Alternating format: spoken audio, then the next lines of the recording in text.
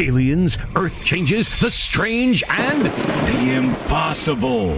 Forbidden Realms dives into the mysteries they don't want you to see. Buckle up. Here's Gary. And here I am, and tonight we have Derrel Sims on.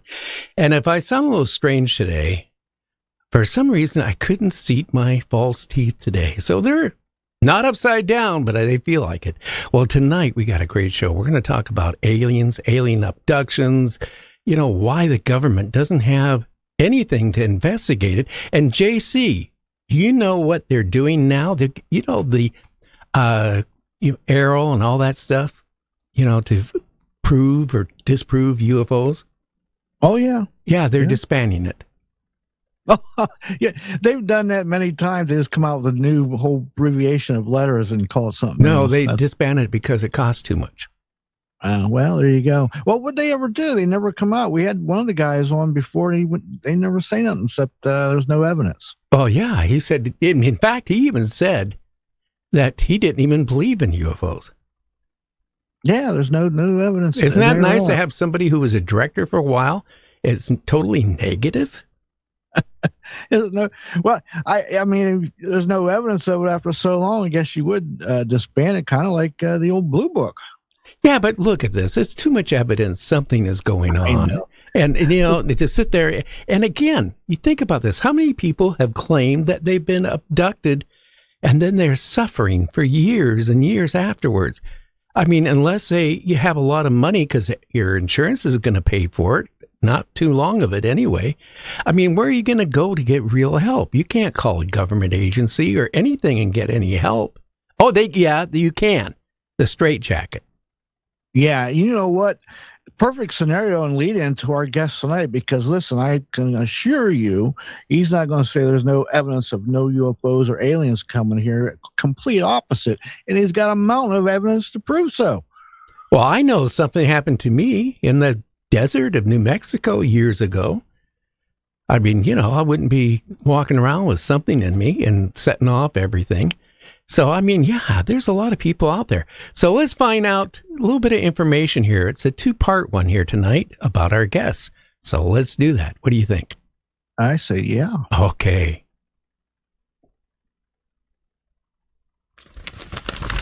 And the letter reads, Hi, Gary. I will be listening from here in Australia. I am unable to call, as the call cost, unfortunately, is high from Australia. Though I wanted to say, I am a 64-year-old Australian that had a horrific experience at the age of 10 and was walking around dazed and confused in 1972. I did not want to live anymore, rather than go through an experience like that again. I went through the nasal implant experience at 14 years old, and not long after my father passed away, they did not care, meaning the alien entities, and my age 10 encounter was similar to Daryl and a small group of others. I studied literally anything I could find since to hopefully find anyone else that had a similar experience. And only 10 years ago, I heard Daryl and thought, wow, finally. And the reason why I'm writing this is to say Daryl, aka the alien hunter, is the real deal. The only researcher that truly knows how this phenomena functions. I have the utmost respect for the gentleman and his family. He says it how it is, and I love that. He does not sugarcoat any part of this, and in my humble opinion, the aliens are doing what they are manufactured to do for somebody higher. You would not wish it on your worst enemy. It is beyond anything most can imagine, and it ain't cool or fun. Daryl actually saved my life and gave me strength and faith. He is the best, a good man. If it were up to me, I would nominate him for a Humanity Award, as he is and has helped humanity globally. My best wishes to you, Gary, and your shows. Blessings. Billy H., Australia. Derrel Sims, the alien hunter, is the world's leading expert on alien abductions. He's done presentations in approximately 20 countries, His work has been displayed in museums located in Roswell, New Mexico, in the U.S., the Hakui UFO Museum in Japan, and in Slovakia. His 38-plus years of field research has focused on physical evidence and led to his groundbreaking discoveries of alien implants and alien fluorescence. He has orchestrated 27 surgical interventions regarding implant removal. As a former military police officer and CIA operative, Sims has a unique insight into the alien organization, which he believes functions similarly to an intelligence agency. Sims is also a compassionate and skilled counselor and certified master hypnotherapist. Derrel Sims has, without charge, helped hundreds of alien experiencers all over the world come to terms with what they've witnessed. Well, Daryl, welcome to the show. How are you doing on this Friday night? Well, Gary, I'm doing great. Goodness sakes, they've got spaceships landed out in the ocean, so I guess somebody's out there, even if it's not an alien. Well, at least we went up to space after all these years with people. That kind of is exciting. But you know what I found? Because what's going on in the Middle East and everything else in the world right now, you know, the financial, the banking situation, and, you know, who knows what tomorrow's going to be financially. People aren't talking. I mean, you know, it was hardly any mention about this moon trip. I was shocked. You know, when I was a kid and a teenager, you know, when they went to the moon, I was excited. Everybody was talking about it. You went to school, all the teachers were talking about it. Class, you know, students were talking about it. Nada, hardly anything this time. I don't know if you noticed that. Well, I've been monitoring it pretty close and watching programs. I just go from station to station until I find somebody talking about it. But I was very impressed. I was especially interested what they would see on the back side of the moon, because on the front side of the moon, the NASA geologist who teaches the astronauts geology said the strange things we saw on the moon when we first went there were giant spires. Some of them many times taller than the tallest buildings on Earth, and they cast these huge shadows miles long out there. I didn't see any of those in the photographs they took on the moon, but the NASA geologist apparently did. That's interesting too. And you wonder too, you know, the technology. I was shocked on these images because, you know, technology has really moved from the 60s and 70s forward. I mean, those images just blew my socks off. It's pretty amazing stuff. I'm very, very proud of our space program. But my question is to you, if there is alien life on the moon, and maybe we know about it from when we went there before, we just made a purpose of not flying in that area, going around it. Well, there are all kinds of oddball theories that came out after the space shot. Theories of we were told not to go back to the moon and so on. And some people base that on the fact that the Russians sent a probe to Mars, to the moon Phobos at Mars, and a pencil-shaped UFO about 12.5 miles long turned itself toward the Russian probe and fired a laser-like device at it and sent the Russian probe to be a spinner out in space. So maybe that's where they got the idea. I don't know. Interesting. Now, do you think there is alien life on the moon? Well, I don't know they're living there. I personally have my own views about that after studying this thing for over 50 years. Everybody keeps telling me they come from Zeta Reticuli, they come from this star system, that star system. Well, when you look at the alien carefully, the 7 basic conspirators that abduct people here on Earth, if you look at them carefully and without prejudice, you can see that the DNA of each one of them originates or comes from here on planet Earth. Every one of them. I mean, where do you get like the reptile being isn't a good example. People say, well, that's you know, that's where are you going to get reptile DNA? Venus, Mars, where? I said, we have several hundred species here on planet Earth. And you look at the other things like the Nordic. I said, you look at the Nordic creature, the human type. I said, wherever you think you'd get Nordic DNA, probably not from Venus or Zeta Reticuli, but you probably might get it from Norway. I'm going to take a wild guess and think about that, you know. But so to me, when you look at the whole picture without the quote unquote UFO hat on, you can come up with some pretty interesting ideas about what they are, where they come from. You know, you regressed a lot of people. What have they described what these ETs look like? Well, on the average. In general, you often see the little gray entity showing up. That's what showed up in my first event in 1952 when I was age 4.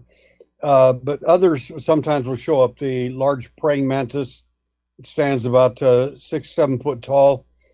Believe it or not, Bigfoot shows up in some of these events where even where the gray's at, a Bigfoot creature will be there present on the craft. And everybody said, no, they're systemic to planet Earth. I said, well, that sounds good, but the evidence is showing something else. It's not about what I believe. It's what I find in the evidence. That's what matters to me. It's what can I prove? What does the evidence bear out? Being a hypnotist, I mean, I'm going to get down to what I feel, and you can correct me if I'm wrong. But if you go back from the late 40s, 50s, you know, when TV started coming out, you got a ton of sci-fi movies, which were, you know, UFO oriented, or the one-eye monster from some other planet, you know, a whole ton of that stuff. And that kept on going all through the 50s and in the mid 60s. And then you had Star Trek come, you had Star Wars, and so on and so on and so on. Could that have contaminated people's brains? So when they get regressed, it's all mixed together? Well, it's a great question, and it certainly bears a good response. The first answer I would have to give in my case in 1952, at age 4, I didn't know anybody. I didn't watch. There weren't any alien movies on, so to speak, that I knew about. So that never tainted my information at all. And then when I went around the world doing presentations, I found that this was consistent with a lot of people who were my age or even older, and they had the same basic experiences before there were ever anything. So now that the aliens, so to speak, that imagery is on TV all the time and so on, one could say that is a possibility because the alien does leave within us these things we refer to as screen images or screen memories. And sometimes those memories are completely false, even though the entity might be correct.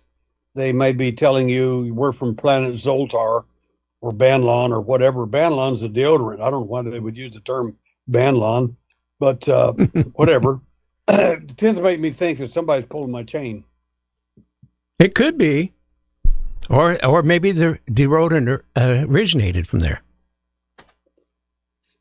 Well, the thing that interests me about the alien phenomena is the fact is that each one of them, if you look at the 7 primary ones, the gray, the humanoid, the Nordic, the reptile, and so on, and you look at each one of them, we have all the DNA of every one of those right here on planet Earth. And a lady questioned me about that one time and said, Daryl, you're wrong about that. And I said, okay, prove me wrong. I'm open to questions. She said, well, there's no historical reptiles doing anything, abducting or doing anything to people. I said, ma'am, that's not true at all. I said, I don't know if you've ever read any of the ancient texts or information, but I've been well around the world several times, different locations. And one of the things I found even in ancient writings from the ancient Sumerian writings and others, but in particular, even believe it or not, in the Bible.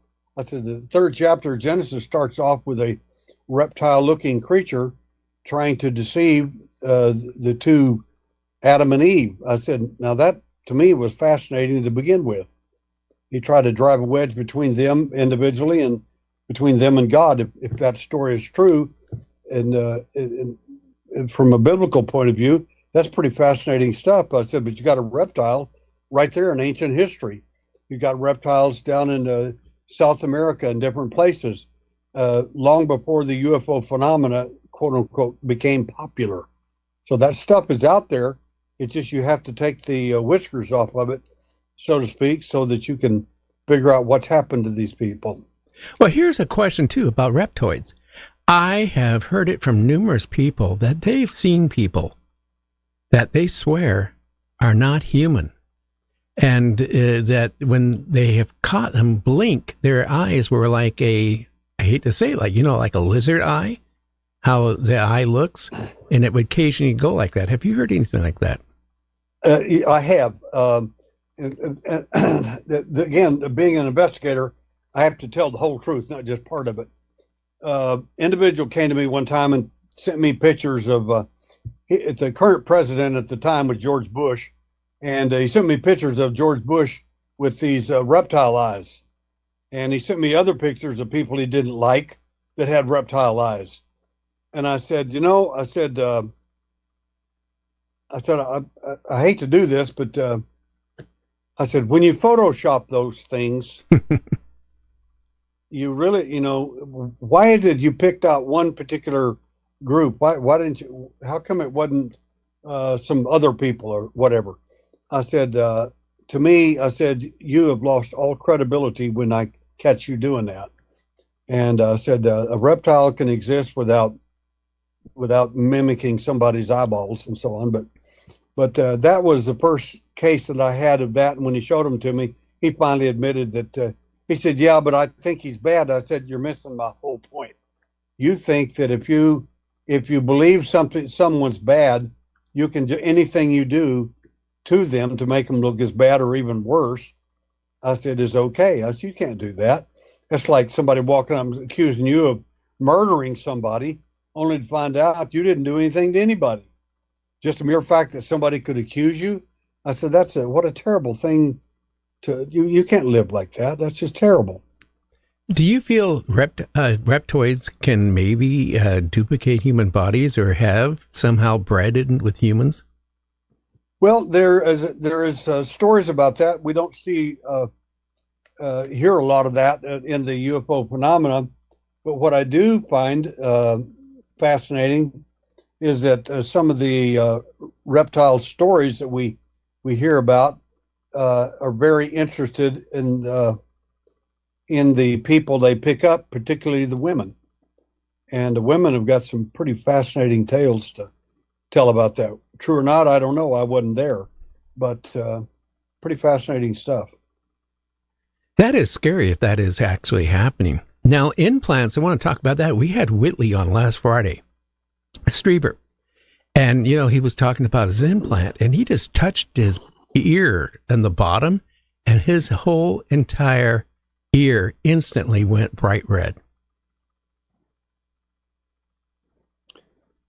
Well,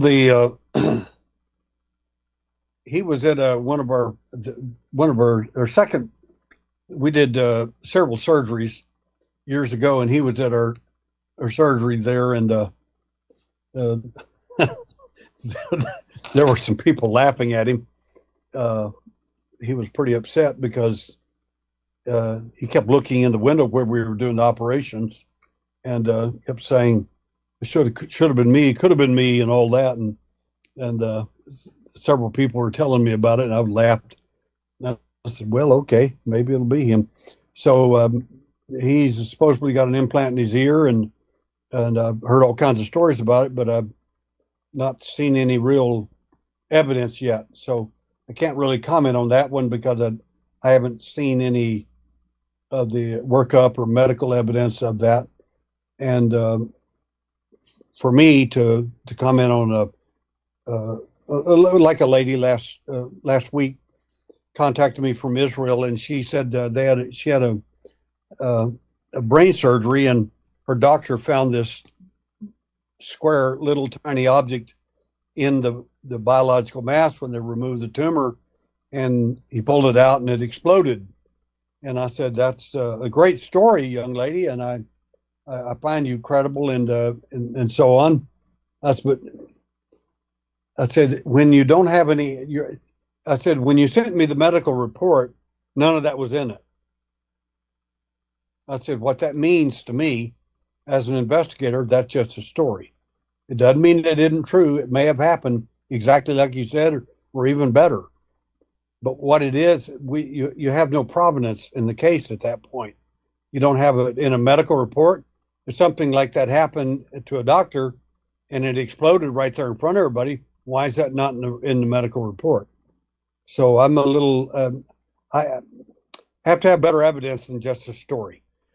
Yeah, Dr. Roger Lear, the late Dr. Roger Lear, he removed a lot of implants, and one of them, Timothy Cullen was on our show a couple times, and here recently again.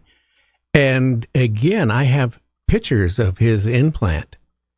And the report, basically, what I remember about it, it was standard metal that could be found on this planet, but it couldn't be compounded and put together on this planet because we don't know how to do it.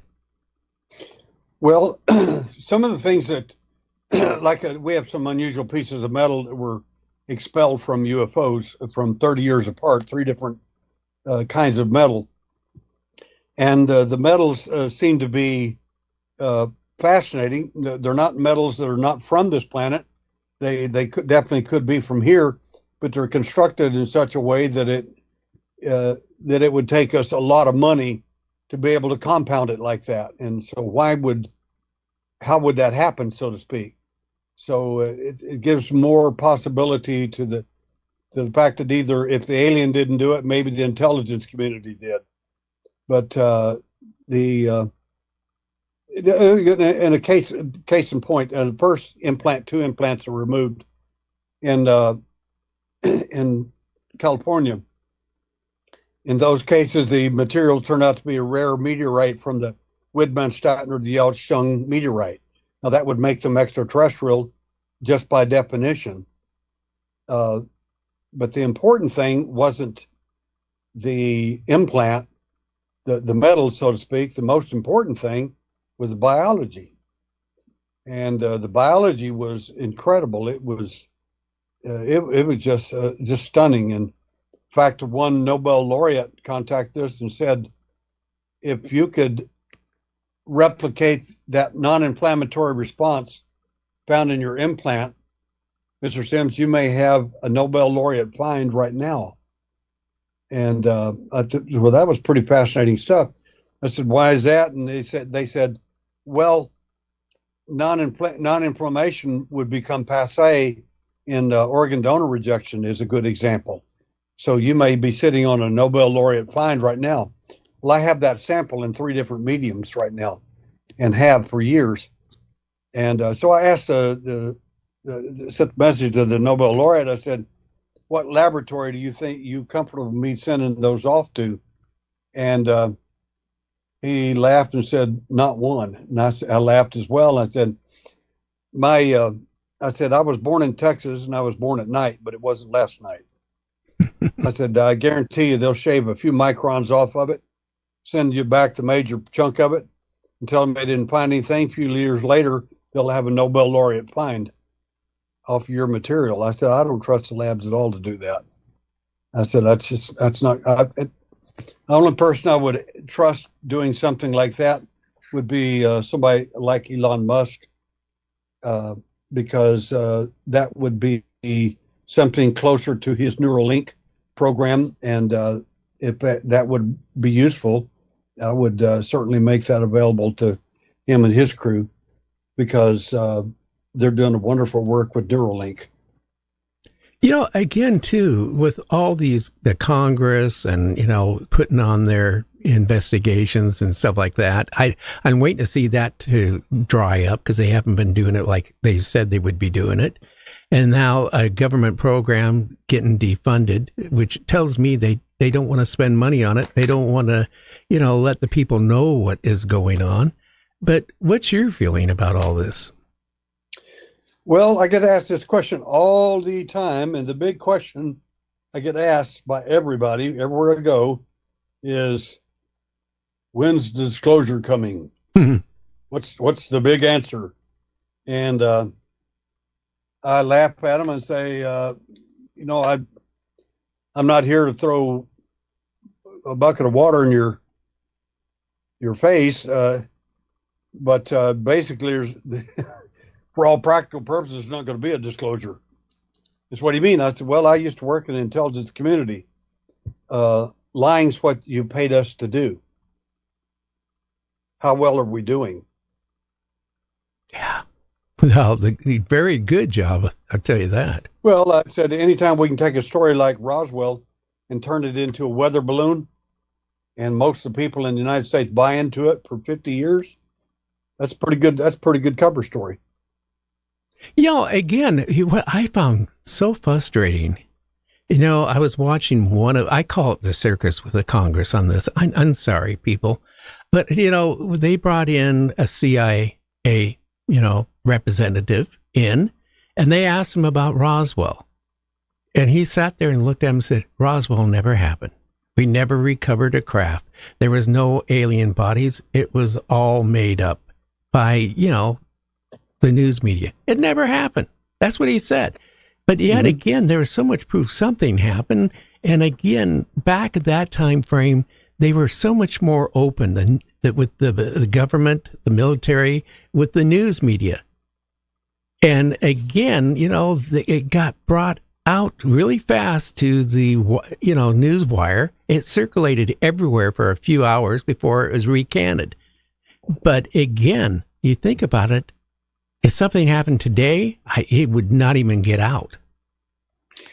Well, the interesting thing about Roswell is just several years ago, last time I was at Roswell, I was in a small town in New Mexico, and I was talking to a friend of mine, and he said, why don't you get out and go study UFOs or something while you're here? And I said, well, you got any local UFOs you want me to go look at? And he laughed, and he said, no. He said, you see that photograph of that airplane and the people standing next to it? I said, yeah, that's pretty interesting. He said, the guy there on the left, he said that was one of the guys who was supposed to fly the bodies out of Roswell. He said he lives here in town. Call him on the phone, tell him I'm coming over to see him. And I heard the guy yell on the phone, hey, you better not send him over here. He said, hey, see, I ain't talking to nobody. Screaming, and I said, give me the address. He said, he won't talk to you. I said, they all say that, but they do. And I went over and talked to him, and he finally came out from under his car. He's working on the car at the time. And he said, well, come on inside. It's hot out here. He said, you like iced tea? And I said, yes, sir. I hate iced tea. But I said, sure. And I sat down with him and drank. And finally, we talked for a while. And he said, are you going to ask me about Roswell or not? And I said, well, not unless you want me to. So I asked him, and I said, what was your position there? He said, I was supposed to fly the little bodies that were found there out of Roswell to Carswell Air Force Base. There they were going to be flown to Wright-Patterson. And I said, did you do it? And he said, no. And I said, why not? And he said, I told my commanding officer I wouldn't do it. Well, I said, I'm ex-military, and under the UCMJ, Uniform Code of Military Justice, that's disobeying a direct order. That's 3 years imprisonment. How'd you get away with that? He says, my commanding officer said, why would you not accept this order? And he said, well, sir, he said, the day before yesterday, the United States Air Force put in the newspaper everywhere, all over the world, we have a flying saucer. Now it's a weather balloon. It's what might happen to the guy that flies the bodies. He said, I'm scared to death. He said, I value my life more than that. He said, good point. And I said, so you didn't fly him? He said, he let me out of it. He said, but my buddy did fly him. I said, well, give me his number. Let me talk to him. He said, he'll never talk to you. I said, they said the same thing about you. I said, why did you not come forward? He said, well, the problem is if you do, He said they could get my pension, they could do this. And I said, he actually thought he could get killed. I said, well, the big thing about this stuff is the safer you are, is from telling the whole information, getting it out there to the right people in the right volume at the right time. I said, nobody's going to come after you then because it's obvious at that point. A question, because you were with the CIA. Seriously, there's been a lot of scientists disappearing, dying here lately, connected with NASA and other, agencies regarding, space type of stuff. But again, would it have been a possibility in that time frame for somebody to have flown the bodies or whatever? I mean, would there have been a risk with his life, like not leaving any evidence? Well, I don't think so. I don't think although people were threatened, there's no question about that, including people in Roswell. An illustration of that point, 1952, when I was age 4, UFOs came over the Capitol building and they were on TV. Everybody watched these lights come over the Capitol building, and they did it several different times during that month. And one of my abductees I spoke to later said, he was there when that happened. And I said, what, tell me about that. He said, I was part of the anti-aircraft roving battery. There were 3 of them. And I said, what were you there for? He said, well, to shoot down the UFOs if they came down and landed. He said, we thought we were under attack by aliens from another world. By the same token, a gentleman came forward to the Houston UFO Network, an organization I have here in Houston, and he told me, he said, I was one of the pilots that flew up in 1952 against the UFOs that came over the Capitol building. And I said, I said, well, that's a great story, but for me to buy into that, I said, I would have to verify that. And he said, I understood. And I said, I need to see your flight logs and where you were at and the whole 9 yards. He produced them for me, and he was actually there. And he was also threatened by the United States military. They made him sign a non-disclosure document. All of them had to that flew, and said that you could be punished with 5 years in prison and $10,000 fine if you said you saw UFOs and so on. And you signed a statement that said, I didn't see them. I mean, that's just... Anyway, I said, well, what happened to you? He said, I gave up my commission as a pilot right then in the military. He said, I started applying for a national airline, and I just retired from it. So I'm safe as far as I'm concerned.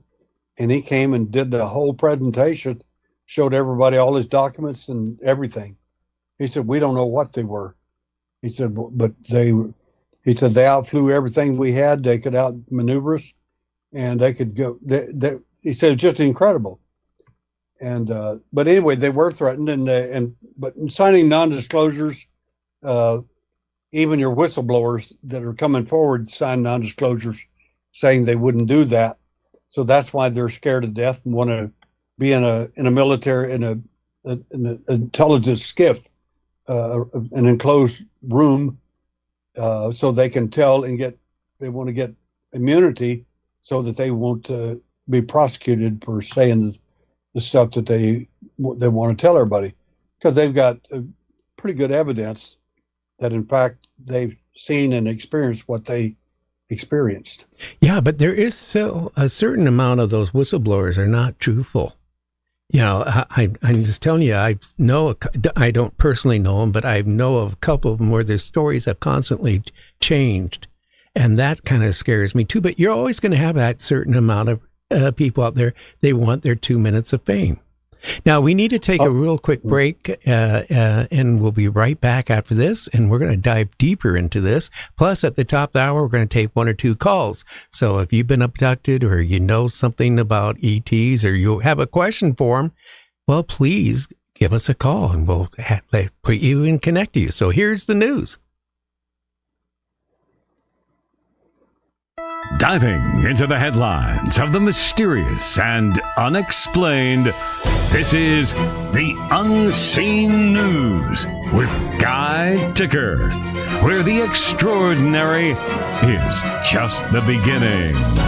UAP Whistleblower Protection Act. In a move to support individuals like Jacob Barber, who had a storied career in the Air Force, Representative Tim Burchett introduced the UAP Whistleblower Protection Act. This legislation aims to safeguard whistleblowers who disclose information about federal funding used to study UAPs, ensuring they can come forward without fear of retribution. And that wraps up tonight's top news story. I'm Guy Ticker on the Night Dreams Talk Radio Network. Coming to you worldwide, this is Forbidden Realms. And here's Gary. And here I am with Daryl. Again, Daryl, who do you believe out there? That's the hard thing. And, you've interviewed so many people. What percentage do you feel that either need medication or taken too much medication or have mental problems versus people that have had encounters? Well, I'm kind of with Dr. John Mack on this. As he said, he'd interviewed many of these people, and he said, by and large, he said, there's nothing wrong with these people. There is no psychopathology to suggest there's anything wrong with them at all. They've seen stuff and heard things and experienced things that you and I may not have experienced. That doesn't make them crazy. It just means we haven't had the experience. So a lot of the people are telling the truth as best they know it. And so part of the problem is the alien, when they abduct people, they give these screen memories or these false ideas of what actually happened. I get this one a lot. I was in the School of Higher Consciousness, and I learned all these wonderful things, and et cetera, et cetera. And when you work with them, you find out that their experience was actually much different than that. And that was just a screen memory to cover what actually happened to the individual. So that sometimes happens too.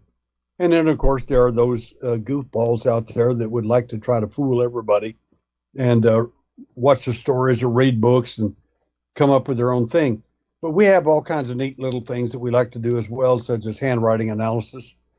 And I did a presentation at an observatory the other day, and at Sam Houston State University. And they said, well, how do you know when somebody's telling the truth? I said, well, one of the things we do, if we're interested in your story, is we like for you to fill out about a 20-page form of ours. And part of the form has to do with symbolic profile drawings and your handwriting analysis. And I said, why in the world do you think I would want to look at your handwriting? I said, as an analyst, one of the things I'm looking for, if you have a propensity to lie, exaggerate, etc., have certain behaviors like that, it's going to show up in your handwriting. So I kind of want to know that up front. I said, I also teach how to determine whether people are lying or telling the truth on the college level. And last time I taught that was at San Jac College. My point is that in interviewing people, you can tell a lot about them, even what part of the brain they're using when they're even answering you. So these are just techniques that you use in your interviews with people. Very interesting. Is there a lot of people being abducted on a yearly basis yet? In my opinion, there are, but not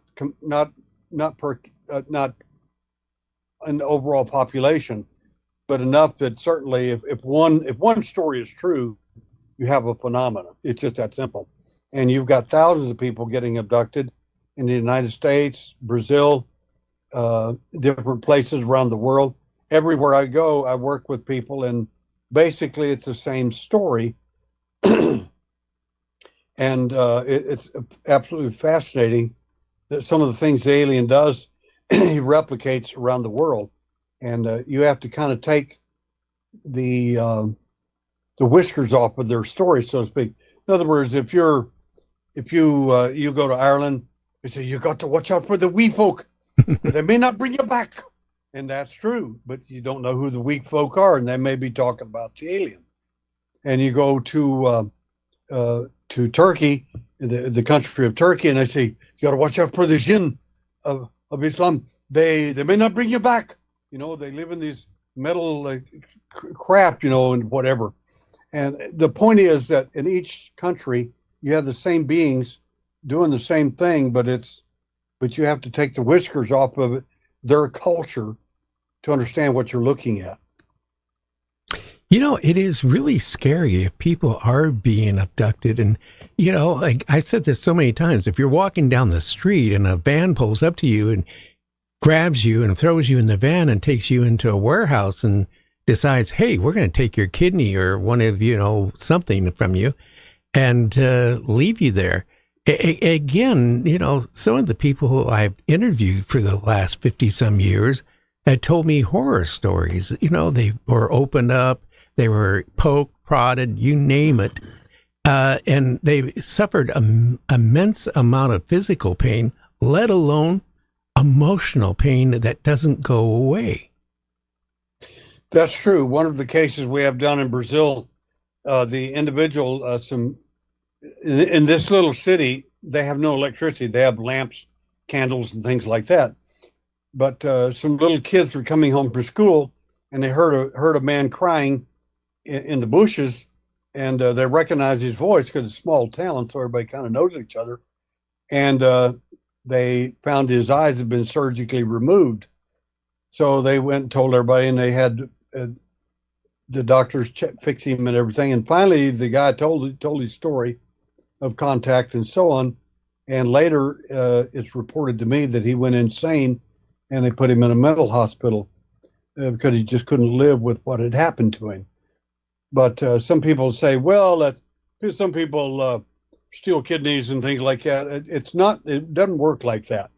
Somebody removes your eyes, and the way they were taken, they were not taken in such a way that you could reuse them. I said there are a lot of reasons that this story doesn't match that criteria. And I said, so this is not one of those internet stories where somebody came and stole your kidney and left you in your bathtub with some ice or something. Yeah. But, you know, from the standpoint, people being abducted, I mean, I would think if this has been going on for who knows how long, you know, we're talking not 10, 20 years. We could be talking about 1,000 or 2 years, people being abducted. And again, what is the purpose of it? Have you ever contemplated about this and put anything together? And does anybody have any ideas why this is going on? Sure, there are all kinds of ideas, but again, I don't like to parrot things like that unless I know something about it. In my own experience at age 4, the entity came through the wall, and literally I was switched on. And the reason I say that is because I believe I was just brought back with him. He was putting me back in my bed, so to speak, and I wasn't supposed to remember anything. Back then, the big thing that we were told by a lot of people back then is you're told not to tell anyone, not to remember this and that and so on. So the important thing about my event wasn't any different than anybody else's, with this big exception. When I was about 4.5 years old, when I looked at this entity, I was stunned. First of all, he wasn't much bigger than I was. Second, he didn't have any hair. He had perfect round eyes, not the TV version of the gray alien. And I kept looking down and looked at he had 2 pinholes for a nose, no ears, and he had a slit for a mouth. And I looked, I noticed he didn't have any mammary glands, which I did. I noticed he didn't have a belly button. I do. And I noticed he didn't have a TT. But I did. What was wrong with this guy? Here it was in the middle of winter. He has no clothes on. I'm freezing to death in my own little bed in my own little house. And this guy's that different. But the most important part of my event, besides looking at him and noticing all these odd things about him, as I at that point, and I don't know how it happened. You know, there are all kinds of ideas about it, but I realized when he spoke a voice to skull and skull to skull speaking, so to speak. And I heard him talking, and I realized he wasn't talking to me. He was talking to somebody else in the room. The important thing about that is that most of us, when we get talked to by the alien, they're talking directly to us, give us a screen memory, or tell us to be quiet, you won't hurt, which it will, but and so on. My point is that for some bizarre reason, I was able to overhear him talking to the others that were there. Now, the interesting thing about that, it's what you can talk about it in terms of a hot mic, like President Obama one day was talking to Putin, and he said, "When I get reelected, we'll take care of that. You and I will do that." And he forgot the mic was on. That's called a hot mic. In other words, you're overhearing. People are overhearing what you're saying. Well, during my 13 years of my experience, during the next 10 abductions, I could still overhear what they were saying, regardless of whether they were saying it to me or someone else in the room. This is what really bothered me about the abduction phenomena. What they were telling me wasn't what they were discussing at all. In other words, they're lying. Yeah, that's what it sounds like. Now, hey, my producer wanted to know if you heard about the case in Brazil a couple of years ago about the face peeler case. I did. Yes, I know some of the people that are involved in that indirectly. And that, to me, is an intelligence operation. That's an intelligence operation. That has nothing to do with alien. Okay. Those are humans. Now, I used to know somebody who's no longer with us, who was with the CIA. And he said in Brazil, there was a case of a human abduction that evidently they did what they needed to do, and they left the body, on the ground. And the incision was about the size of the dime, but they basically took out all the vital organs out of a hole of the size of a dime. Have you ever heard anything like that? Oh, of course. That the case in particular, I think you're referring to, is the Watersponga case. Watersponga case was first introduced to me by a Fife, Alabama police officer, and I was speaking at a medical conference back in 1994, and he met with me that night, and he showed me these photographs, and he said, "You really are a cop." And I said, "How do you know that?" He said, "By the way you handle the photographs." He said, "You know what you're doing." And I said, "Well, I certainly hope so." Anyway, I looked at the case. He said, "What do you think?" And I said, "Well, it looks like a cattle mutilation on a human." And he said, "That's exactly what it is." And there were very small holes in the individual, and the internal organs were removed. The body had been in the water, they had determined, for about 5 days. Some fishermen found the body, and like many mutilation cases, the body was not predated upon by the fish or anything else. In other words, a lot of hungry fish out there in that water in Brazil, in the Amazon. I mean, a lot of things will eat you, and they didn't. So this was amazing. They pulled him out, and they found a lot of his organs were missing. And so the friends of mine that did the case finally showed the doctors, when they finally came to their conclusion that this is the strangest thing they'd ever seen, they started showing them cattle mutilation cases out of the United States, and they realized, oh my God, this looks like the same type stuff. That's scary when you think about it. But again, I don't know if you know who, I forgot his name. Terry Lovelace. Are you familiar with him? Yes, I broke his case in I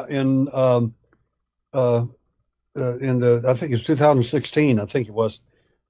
He came and did a presentation, and I worked with him, and it later took him to a TV program where we had his case put on TV.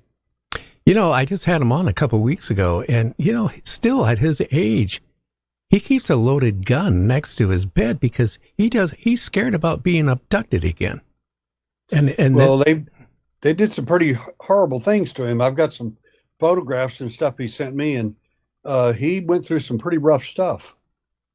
doesn't that happen with most of the abductions? They're not friendly about it. Well, it depends on what they want you to remember. In some cases, they're doing psychological things on individuals and so on. And other people, they're doing much more rough stuff, so to speak. And he's gone through some pretty bad stuff. How come Congress hasn't done anything about people who claim they've been abducted? We have the thing about UAPs, which I still don't like that term, UAPs. I'm sorry. But, why haven't they opened up for all these people to come forward and talk about and tell the Congress what is going on in their life? Well, the problem is that there are several good congressmen that are really decent people that are trying to get this thing. Congressman Luna is a good example. She's doing a great job. There are several of them that are, Burchett and others. But the problem is, for instance, let me give you a good example. My disclosure is not going to happen. When you get a whistleblower up there, like David Koresh is a good example, he gets up there and tells you stuff that's straight in your hair and can prove it. And then but the problem is the wrong people are asking him the wrong questions. You need somebody who's been in the phenomena, who understands the phenomena, and who's been in the intelligence business to ask the questions, and to be able to do that in a skip if necessary or wherever is appropriate. And my point is that, and I'll give an illustration real quick. A friend of mine wanted to do years ago wanted to do a video on aliens, are we at war with the aliens? And I brought a friend of mine up who's a DSP satellite specialist. And DSP means Defense Systems Programs. These are at the time were 18 geosynchronous satellites that are basically all pointing back at Earth, not in space. And they're watching something between us and Earth, or us. Anyway, he kept asking him questions. He asked a question like, he said, have you ever seen a UFO? He said, no. He said, is it DSP ever seen a UFO? He said, no. And finally, I looked at him and said, you need to let me ask the questions. You don't know what you're doing. First of all, he's got a top secret clearance. There are no UFOs. The government says so. And that's the answer. There is none. You're asking the wrong questions. Ask him the question, have you ever seen a fast walker? And I looked at him and he said, of course we have. We have them on video. Have you ever seen a slow walker? Yes. What's a slow walker? It's something that moves slower than anything, or can stop and stay there as long as it wants, and then can take off at an unbelievable speeds. And fast walker, the same thing. It just can go a lot faster, much faster than our aircraft. I said, the point is you're not asking the right question. You have to use their lingo, or they're going to answer the questions truthfully, but it's the wrong answer. You don't ask them, have you seen a flying saucer? The answer is no, there aren't any. Ask them if they saw a fast walker. They got thousands of them on record, thousands of them. That is interesting. Now, regressing people, what is involved into it to regress somebody? And take me, like if you were going to regress me, what would be all involved in the steps? Well, the first step is, because people call me, someone called me yesterday and said, I want you to regress me. I said, no. I said, why not? And I said, first of all, I don't even know for what reason. Well, it's because of UFOs. I said, okay, you're shooting yourself right in the foot to begin with.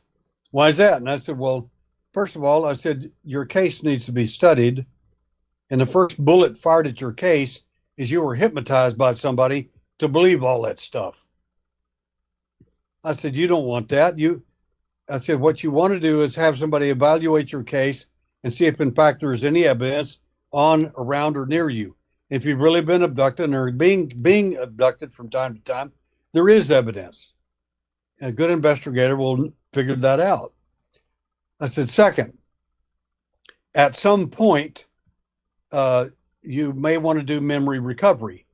I said, but not in the beginning, because that's going to be the first bullet fired at your case. I guarantee you that's going to be, you're going to get it. And I said, second, when somebody regresses you and works with you, I said they need to know a lot about at least some degree of forensic standards. I said, like what? And I said, for instance, I'm going to ask you questions that they're not going to ask. He said, like what? I said, like, when did this happen? What day is this? And you'll say January the 4th, 2012. Okay, what's the weather like? What's happening right now with the weather? You see, you can't make that up. Just pick out a date. What was the weather? What was going on? Exact date. You don't know unless you were actually there. So if I have you in memory, real memory, you know the date, the time, and I can go check that with the weather service. That goes in your favor. Now, if you tell me, the sun's shining, it's really wonderful, and I find out there's a big storm right there and there was a tornado, I know you're lying through your teeth. So when I work with people with memory recovery, I want to know how much they actually remember, how much of the truth, how much did the alien install in you, how much of it are you confabulating yourself, or how much of it's actually the actual truth itself. So there are reasons I would want to work with someone in memory recovery too, but certainly not in the beginning. That makes a logical sense. Now we need to take a break. When we come back, we'll open up and take 1 or 2 calls. If you have a question, now's the time to get online, and we'll be right back. So stay tuned.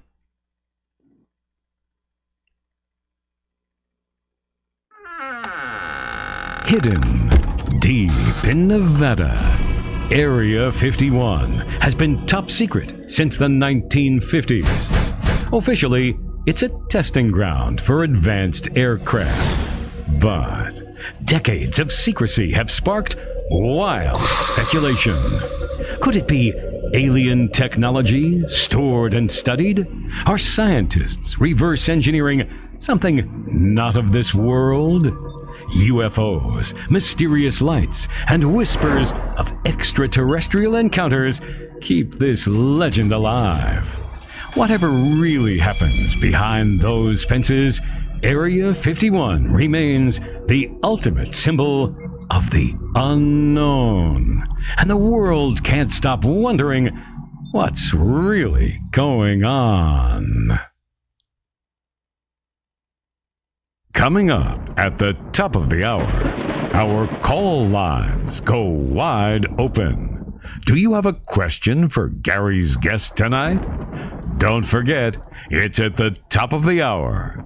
When the lines open, dial 1-253-260-5713. Again, that's 1-253-260-5713. And Daryl, we're back, and we actually got a caller here for you. Who do we have out there? This is Tom. Hi, Tom. How are you doing on this Friday night? I'm listening to your show, and I'm enjoying your guest. Well, you have a question for Daryl? Yes, I do. Daryl, in your experience, and I know you've been around for a number of years, when you have looked at the UFO phenomenon and you've also looked at the abduction phenomenon, what percentage would you say, in your estimation, of the aliens involved are pro and con and neutral to the human race? And what I mean by neutral is they're here to observe. They're really not that interactive. And, you know, they're just like if we went on an exploring expedition to another country just to basically see what artifacts we could find. If you could just give me a breakdown of what you think are pro and con and neutral, I'd appreciate it. Very good, sir. It's a great question, and I'll tell you why. First of all, in the ancient literature in India, it says there's 100,000 races out there in the universe. I don't know. I haven't been out there meeting 100,000 different aliens. But what I can address is that some of the entities that we talk about, the 7 culprits, as I often name them, usual suspects, those particular ones are usually in league with each other in some way or another. The 7 are intertwined in their work, whatever that may be, good, bad, or ugly. There is another way to look at this phenomena, and that is entities that do not address themselves as alien or anything else, and they do not appear to have any interest in what the current alien is doing here, so to speak, the gray and the Nordic and so on. And they seem to be, as you said, watching the show, so to speak, not even ultimately interested in us, so to speak. Whereas these particular 7, the grays, the taller gray, the shorter gray has an IQ of about 80. That's why they can't get your clothes on right whenever they dress you back up. The second level one, the taller gray, has got an IQ of about 135, 140, and he's a lot smarter. And if there's going to be an implant done, he's the one that's going to be doing it in most cases. Then you've got a reptile guy. They're very sexual and very mean and very authoritarian. The Nordic types or human types, they're often described as perfect. They have no facial hair, so to speak. And when people meet them, they're stunned by how perfect they are. They're just stunned by them. And then you got the Bigfoot, and there are different people arguing about whether he's systemic to this planet or not. But we've seen him on board craft with the aliens as well. And so to me, you've got two big categories, the big categories to begin with. The first is the one we refer to as the alien, the 7 suspects, or the usual suspects, as I call them, the ones I've described here. In my opinion, the DNA of each one of those 7 actually come from Earth. When I was abducted at age 4, I noticed that there were some serious problems with the fact they didn't have genitalia and so on and so on. Later, when I grew up, I realized if you don't have genitalia, you don't reproduce. If you don't have a belly button, you didn't get here the way we did. You were hatched, cloned, or manufactured. So the question came to me as an investigator later is who hatched, cloned, or manufactured these 7 guys? And you say, well, that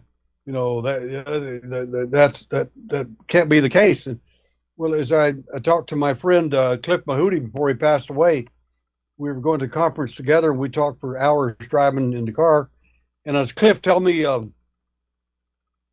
the gray alien, where does he come from? He said, well, they come from the stars. And I said, Cliff, I'm Native American, Indian, Irish, Scottish. Don't talk to me like I'm white. You do that to white people. You don't do it to me. And he said, well, they come from inside the earth. I said, well, no, make up your mind. Inside the earth or wherever. And I said, they ought to be, people say they come from the stars because they saw them come down in a craft and this sort of thing. And there's a good evidence that they do travel that way. But my point is that each one of these ones that we're looking at, there is anecdotal information that in fact the DNA may have started from here. So the question is, who got the DNA and hatched, clone, or manufactured these guys to develop a story that they're from Zeta Reticuli or wherever, and to get us to believe that? Why is that important? And the only other answer I came up with right off the bat, with a little help from our friends, was Sitchin. Sitchin says, well, these are the original guys came down from the star, from the heaven, And well, he's partly correct, but the problem is his Sumerian kind of stinks, because when I went to talk to Sumerian scholars, real ones, they said his Sumerian's incorrect in a lot of areas, and I said, well, his Sumerian's not incorrect, but so is his Hebrew, and I don't know much about it. I said, but that's why I went to the scholars. My point is that the ones he's talking about that came down, got kicked out of the heavens, weren't in fact aliens. They were in the biblical illustration, Benah Elohim. They were in fact fallen angelics.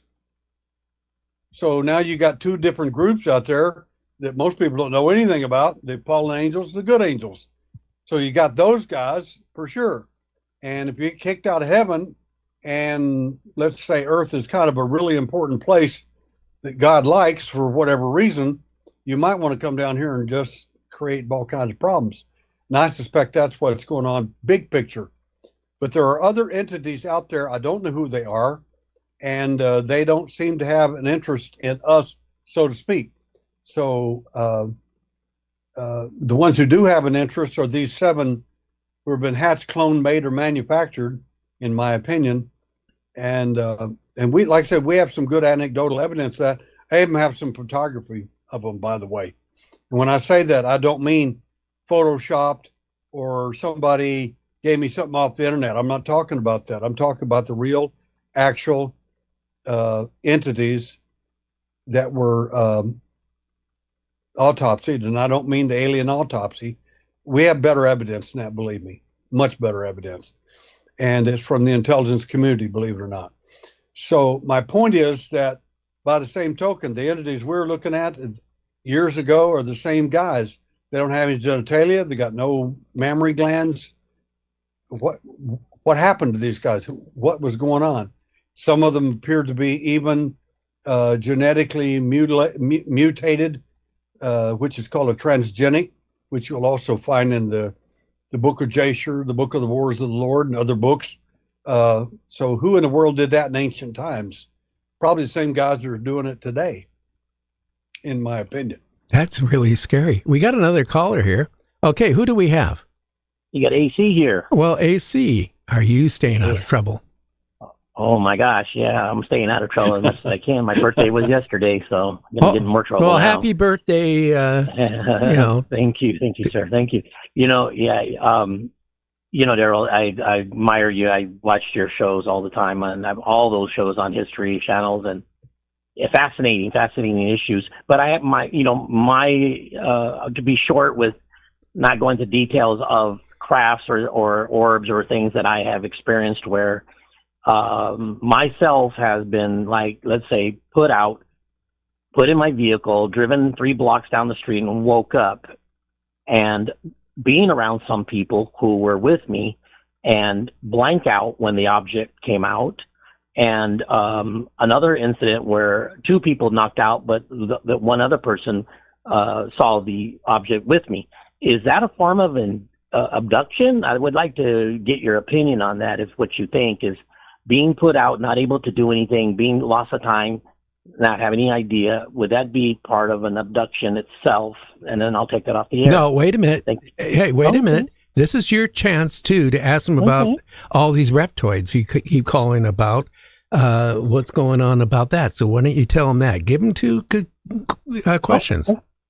Okay. Well, in one instant that people that I've been and met, and at that during the time frame, there was a reptilian style that looked like the velociraptor. Now, they're not in full flesh. They're in, like, on the doc pictures when the person that I was at their place took pictures, like selfies of herself, and there were two pictures were velociraptor heads. You can make them out clear as day, and that was fascinating to see that, and much more on that on the reptilian.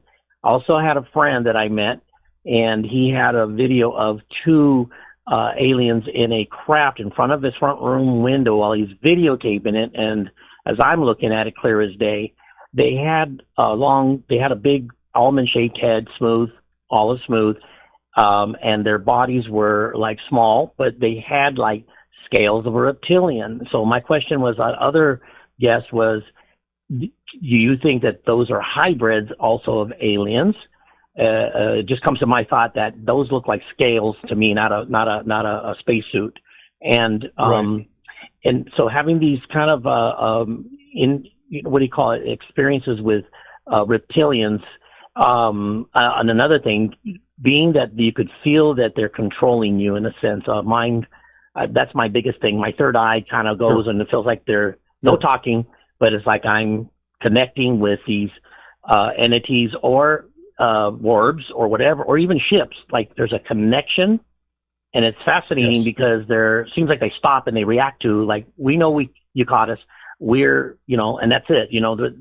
I'd like to get your take on that. There's so many things that I would love to talk to you about, but these are things that I need to know because it's affecting me, that I keep on thinking, well, what are these things not speaking, but yet there's a connection of a feeling that, For sure. you saw them, they saw you, and reacted with that. Okay, thanks, Art. Right. Very good. Okay, thank you. Well, first of all, the answer to your question to begin with, without knowing a great deal about your case, contact was definitely made. Was it an abduction? We don't know yet, but I suspect that was a distinct possibility.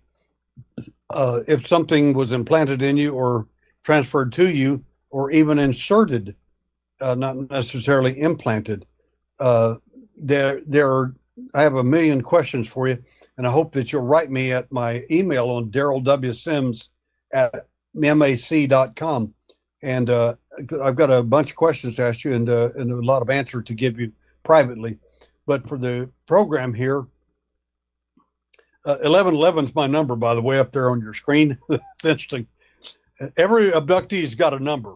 Mine's 1111. I was born on 111. So the abductees will all get that. They'll laugh and laugh. And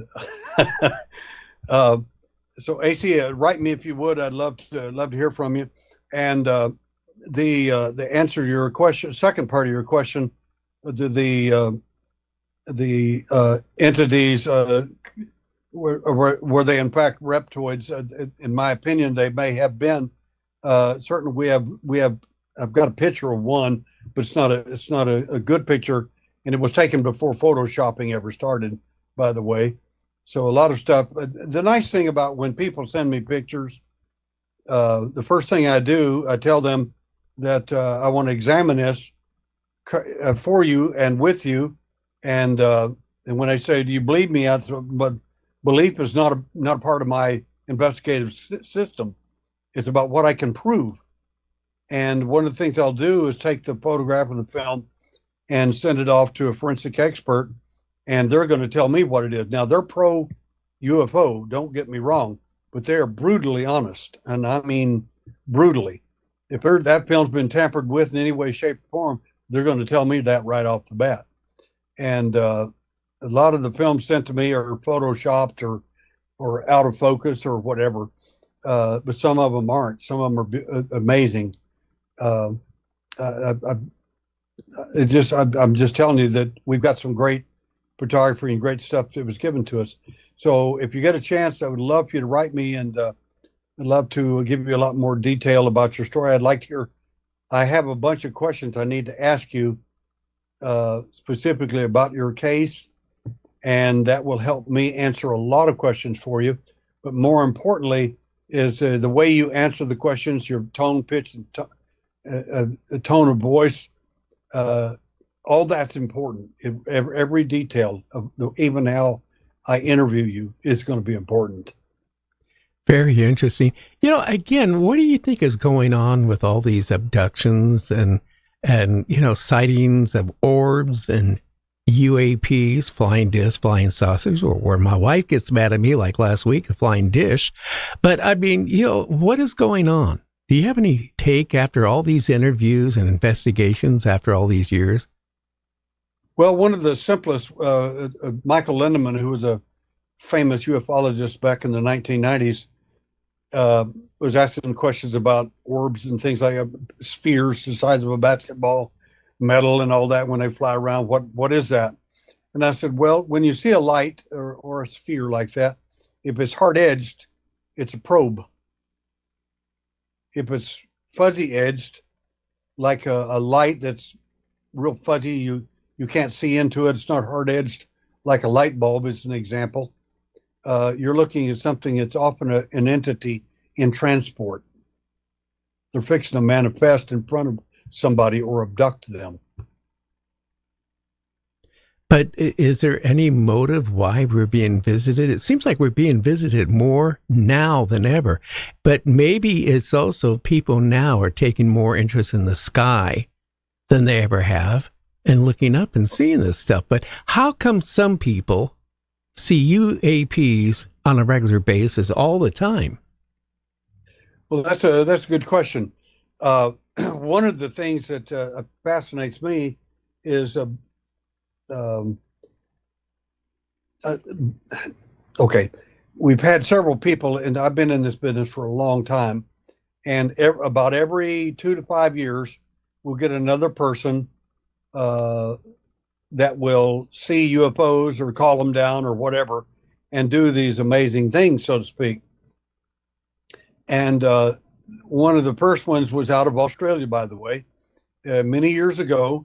A psychic lady, really nice woman, and she got messages from them, and they told her when, in advance of the landing, when it was going to occur and all of that. And she went out and unfortunately went out and told everybody what they said. And she believed everything they said because they had showed up in craft or whatever every time they said. So when they told her, we're going to come down and land on the White House lawn or whatever, she was convinced. And she went out and mistakenly told the whole world that. Well, she ended up the laughing stock of the planet. They never showed up. And she was debunked. And then later, a guy out in the United States, his name was Prophet Yahweh. He was a black guy that had a turban on, and he would go out and do these, tell the news to come out and, what y'all call down these UFOs in broad daylight. And he did. And they came and they filmed it, and it's wow. Every time he'd do something like that, they'd show up. And then he started telling everybody the big one. They started communicating with him, telling him, when we're coming, we're going to arrive. And they never did. Of course, he got debunked as well. Now there's another guy that's a real nice fella named Chris Bledsoe, and he's doing the same thing. And I wonder how that's going to all work out as well. You know what has got me concerned is the people out there saying in 2027, something is bad is going to happen. There's a craft coming towards Earth right now. It'll arrive in 2027, and it's going to be bad. Well, then it tells me that that species of aliens must have low-octane fuel in their craft, because I think they should be able to transport from one end to the galaxy to the other in a matter of seconds. Agreed. And if they're coming from other galaxies, that's one story. But my best evidence, again from me, suggests to me that they're no further than our solar system. A NASA scientist wrote a book called Ringmakers of Saturn. And he didn't get fired for doing it, which I'm real surprised. And my point is that the book is available on the internet for several $100s, or if you do it correctly, you can download it for free. But it's called Ringmakers of Saturn. He's now deceased of natural death, but he also provided photographs and all kinds of amazing photography of UFOs that were huge. And in one case that we have that I was involved in 1992, UFO took 8 of our people on December 8th, 1992, in a double mass abduction. On December 8th and December 11th, they came and got everybody and took them on 2 different occasions. The point is that they were all taken from Houston to Florida in small craft to a large craft, which is up near the moon. Now, one could say, well, I don't believe any of that. Okay. The problem is we got a film of it, because the film crew was filming the moon at the time of that event in Japan, and they apparently filmed our craft. And the craft that was filmed was approximately 50 miles thick, 600 miles across. One has to ask the question, if you've got craft that are hundreds of miles long, what do you need a planet for? Especially if you were hatched, cloned, or made or manufactured, you wouldn't need a planet at all. That's interesting. Also, to the caller, it was on hold. If you want to try calling back, the line is now open. But yeah, it just makes me wonder what the motives are. I mean, you know, are they trying to, well, duplicate human life? Or are they trying to manipulate our species here on our planet? And are they doing more than just humans? Is there any reports of animals being, I hate to say it, abducted and experimented on? Yes, there are. As a matter of fact, I'm preparing a case file for a very important person right now. And part of that case file is a group of cases that we worked on, and some of them are cattle mutilations. But to one of the most interesting mutilations I've ever heard, a case I investigated was one of friends of mine in here in Texas, and she called me about she had 7 horses, and one of them got mutilated, and she called me and told me about it and the whole 9 yards. And the incredible thing about her case, it's the only case of a mutilation ever in the history of horse or cattle mutilations ever that came back alive and mutilated. Very interesting. Now, what are you working on now? What projects? Well, one of the projects I'm working on right now is a fascinating case of implantation of a young lady, and in in that particular case, which didn't have anything to do with us at the time, because I didn't even know her. But now that I've got the case, I'm pursuing it, and she was implanted with a very large needle in the hip, and 7 years later, a tumor showed up on her hip in the same spot, and it hurt her so bad, her mother took her to the doctor, and the doctor removed, according to the mother, this is the mother's description, the doctor was just stunned, never said a word, except, yeah, that's what it looks like. Her mother, the girl kept asking her mother, what is it he's taking out of my hip? And she said, they look like embryos. Oh, wow. 20 of them. 21 total. They got 21 of them out of her. Now, what's fascinating, I met her on a cruise ship, and I did work with her, and an excellent case, fine young lady, very smart, very articulate, and what we're trying to recover is the biological evidence of those embryos wherever they are at, and get those, recover them. But something's interesting happened. The last time she was abducted several years ago, they did another injection in the same area. You can still see the needle hole of the last one and that one as well. So I'm wondering if something else is going to hatch. Yeah. Have you seen the medical report on her yet from the surgery? Have, but the problem is it did not include the so-called biological objects that were removed. Were you able to talk to the physician who did the surgery? Not yet, but we're going to. But I may have to get a lawyer and a couple other people with some moxie to get them to fess up and tell us where the biology's at. What else is going on? Because we're down to the last 5 minutes. Anything you want to share? Anything going on that we should know about? Well, there's I'll give you one last illustration. And again, if anybody wants to email me or talk to me, you're welcome to. Just go to the alienhunter.org or Daryl W. Sims at mac.com, mac.com. You can email me directly. I answer every email. If I don't answer, I didn't get it. So just keep emailing. But the fascinating thing that we're interested in, of course, is physical evidence, because we know how to look the right way, in my opinion. I'm an ex-cop, senior military police officer. Been a private investigator in the state of Texas for 40 years. Ex-CIA, I've learned enough about the trade craft.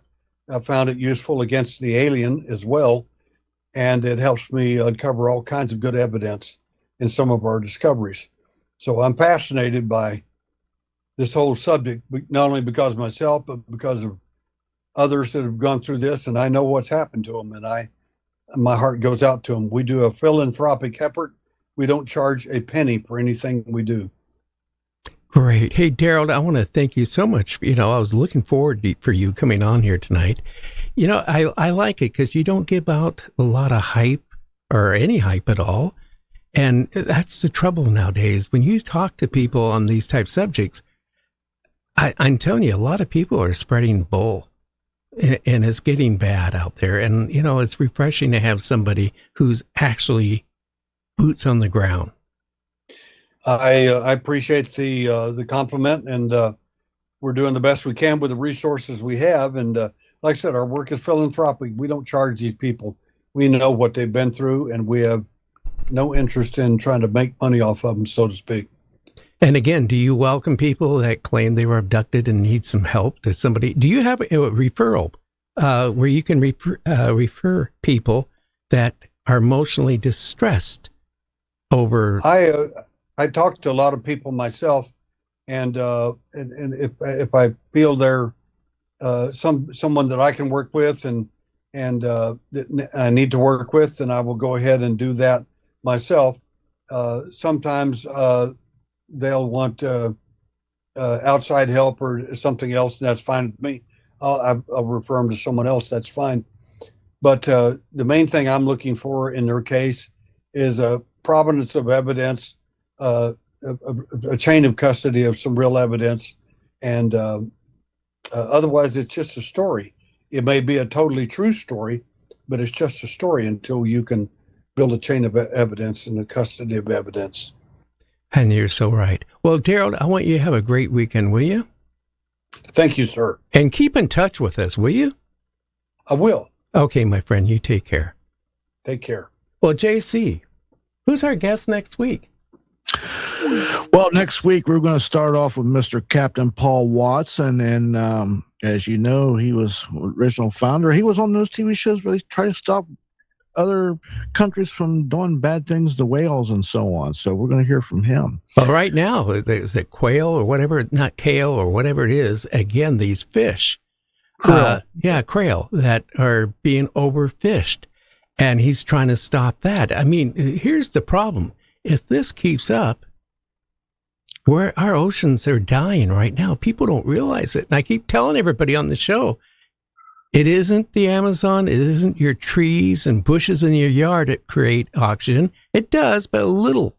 It comes from the ocean, and we're killing the ocean like you wouldn't believe right now.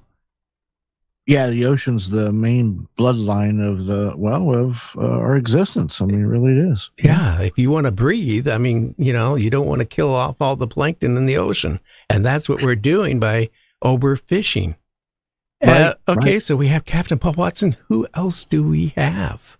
Then followed up by Miss Mary Joyce. It's been a while since she's been on, but she talks about stuff going on in Antarctica, DUMBs, which is secret military bases, cryptids. She's got a website. She gets everything from A to Z. It's unbelievable the stuff she uncovers. And then Thursday, who do we have?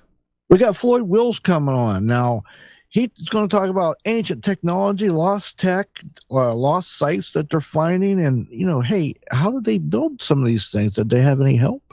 Yeah, they're actually finding more information out about the Great Pyramid, too. So maybe he can talk about that because they're finding some strange stuff under that pyramid. Now, these are all those shows you're going to find on Spreaker, Spotify, iHeart, TuneIn, and that is at 9 p.m. Pacific and 12 a.m. Eastern. So again, I want to do this too. A big shout out to all the truckers that listen to the show. We got a lot of them, believe me. And then Friday, who do we have? We have Christopher Garantano coming on. Now, he He's a filmmaker, researcher. He's talked about and made films, documentaries about the Montauk Project. He's going to talk about that. He's going to touch a little bit on his new projects, dealing with some ghosts. Are they really ghosts, or what are they, or what's going on? Or maybe they're from another dimension. So he's got a lot of things in the water, but the Montauk is very fascinating. Now, do me a favor for the people who are still on here on chat. It's very important because our sponsors look at this. Please leave a comment after the show is over. Give us a thumbs up and subscribe to the channel if you haven't. That's so important. You know, a lot of people nowadays think, I'll listen to the show, but they don't leave a comment or give us a thumbs up.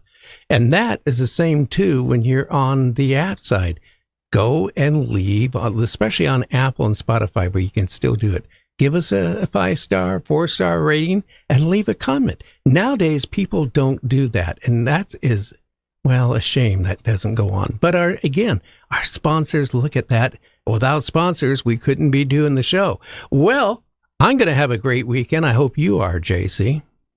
I'm going to have a great weekend. You better believe it. You know what's around the corner? Bass season. As soon as these floodwaters go down. Yeah. You know, I was watching a video yesterday on TikTok. This guy goes into like drainage, ditches that run, from a creek or something. I've seen that. And he was catching fish almost instantly when he, with this fishing pole, he put it out and within seconds he would catch a fish. Oh, yeah. I've seen those. They're fascinating. Yeah. Well, everybody have a good one. We'll catch you on the other side. In the quiet hours of the night, when the world is asleep, the mysteries begin.